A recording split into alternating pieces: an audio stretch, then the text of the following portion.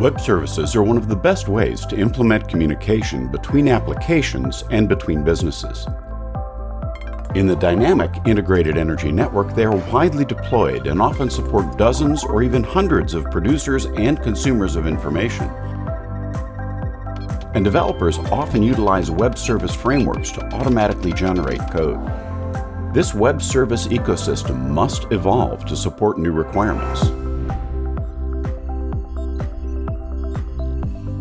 New requirements mean new features and new data elements.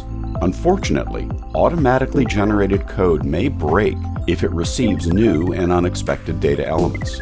As a result, adding new data requires the data producer to support multiple versions of a service, or force data consumers to deploy and regression test code even when they are not interested in the additional information. The support costs and deployment coordination create an inertia to change that is not welcome in a dynamic integrated energy network. EPRI was able to enhance code from the framework so that it successfully manages data while ignoring additional elements, making a framework's generated code tolerant of changes introduced by the producer. This approach provides true decoupling between data producer and consumers,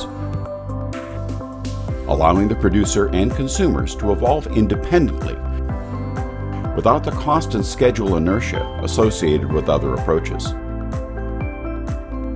For technical information, please see the associated technical report.